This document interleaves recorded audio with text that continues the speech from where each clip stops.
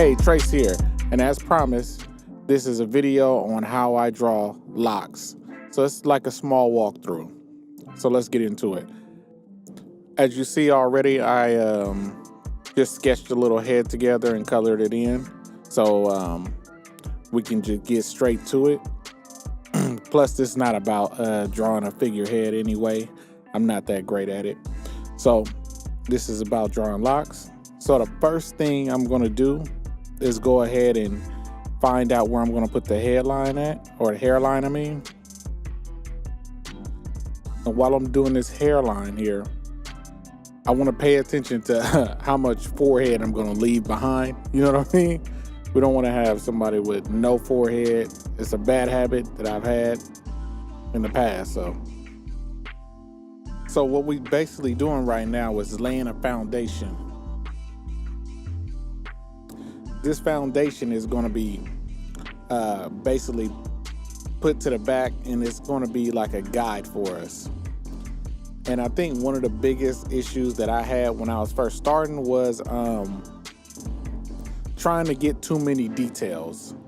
Now, right now I'm drawing an outline of how I want the hairline to be as for going around the head, and this is also just a guide.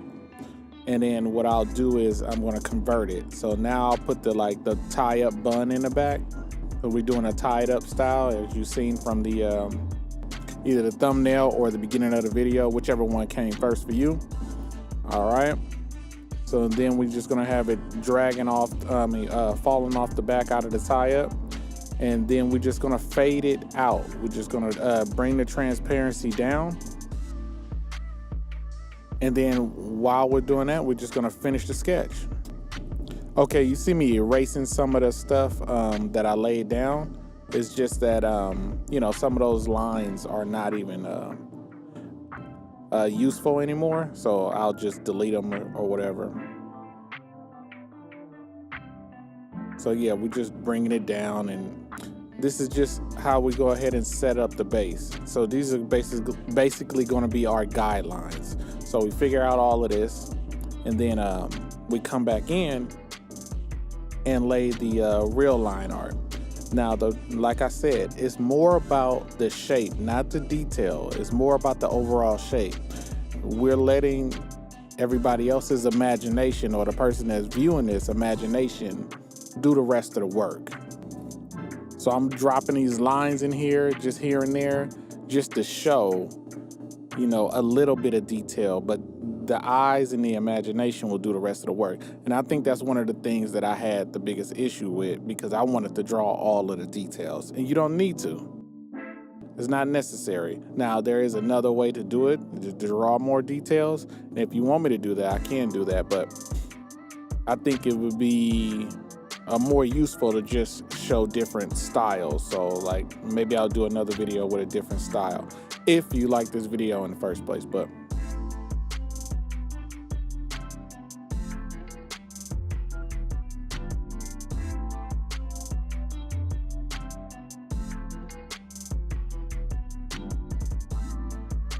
I'm gonna stick to this. Yeah, we're gonna draw that, keep that part behind the head, show that it's hanging on the other side. He has a full head of hair instead of like a shaved side.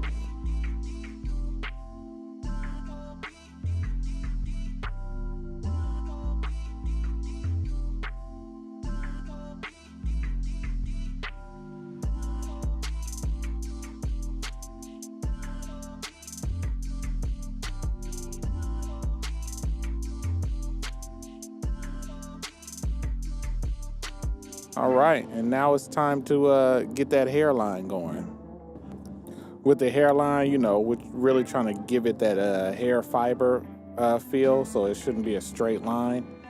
But I'm still trying to close off the strokes, so that when I do drop the color in, I don't have to worry about dealing with those details. So we just want to make sure we close off as many lines as possible. It makes it easy for us.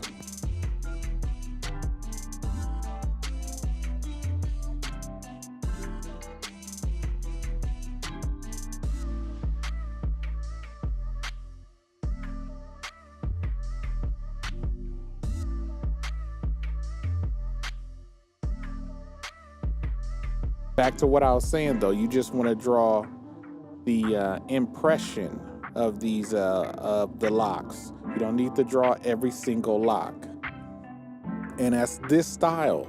Now, this actually works in other ways too, because you can do a hybrid where you do a little bit more detail, but you're still not drawing every single lock, and it'll give it an even realer feel to it. Also, you got to think about, if you're going to draw this character over and over again, how much easier it would be to just do it this way, or to just do it to where you're comfortable. So you find that comfortable spot for you. But drawing this character over and over and over again with these locks, you have to find a middle ground where you're going to be happy drawing them drawing the character over and over again.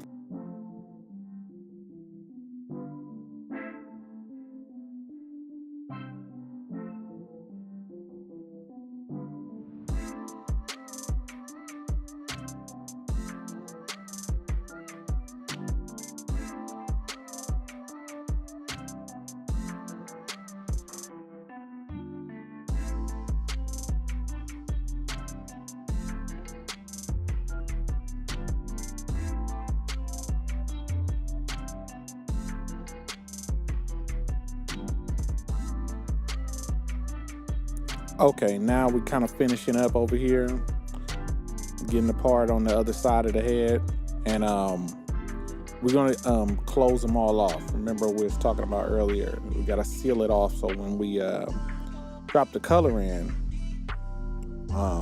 we won't have to worry about grabbing a little brush and doing so much extra detail. So we're gonna close those off, and then we're gonna get into dropping the color in. I just want to put this out there. I'm using Clip Studio Paint right now. I use Clip Studio Paint. I use Photoshop, either way. But with Clip Studio Paint, you can do a reference layer. And when you drop your paint in, you don't have to worry about going outside of the line. But you have to close everything off. That's why I'm closing everything off like I'm doing it here. So we're dropping the paint in now, making sure all of the lines are closed off. And then after this, we'll drop some shadows in and then some highlights, and then call it a day.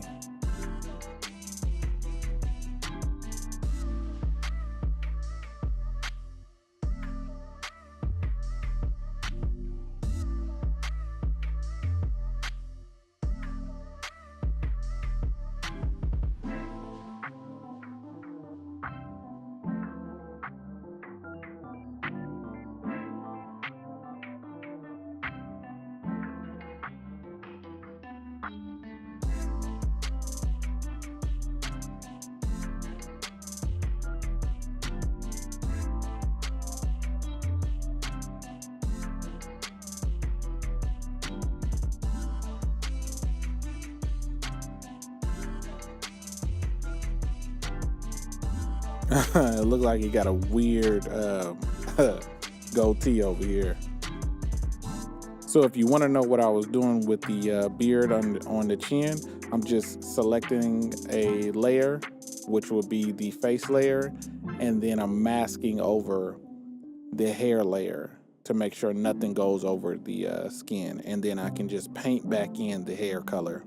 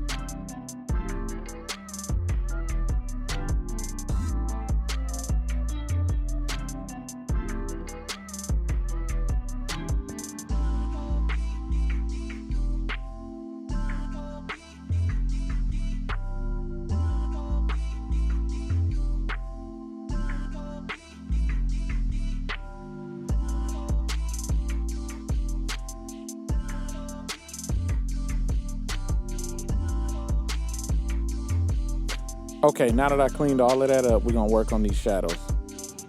Okay, right here, what I'm doing with the shadows is going under the lines and giving that impression as if there's a shadow underneath and the light is on the top. And what this does is it helps you, because I'm gonna put 2 or 3 layers on the hair, probably 2. So just catch all of the places that you would consider under. Just figure out where you want the light to come from and just put the shadows the opposite of wherever the light is gonna touch at.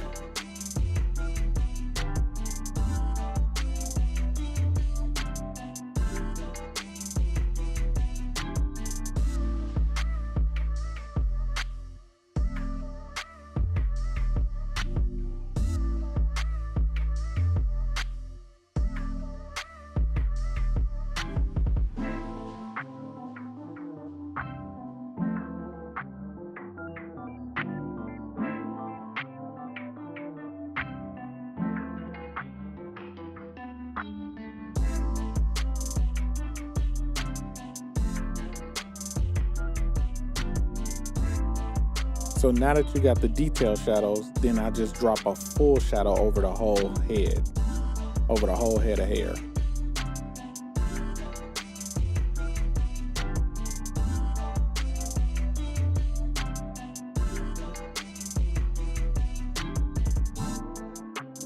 Now, then I'm gonna adjust these small shadows.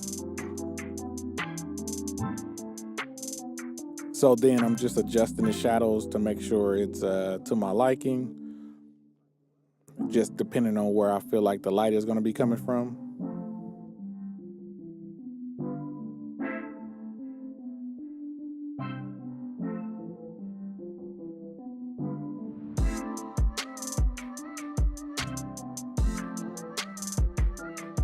And now that I got 2 layers of shadow, now all I'm doing is just erasing the shadows that I just put down to make them look like highlights. I am erasing the overall shadows. So it's the second layer of shadow that I put over it. So now those look like highlights. Do that to wherever you want the light to be coming from, and you're basically done.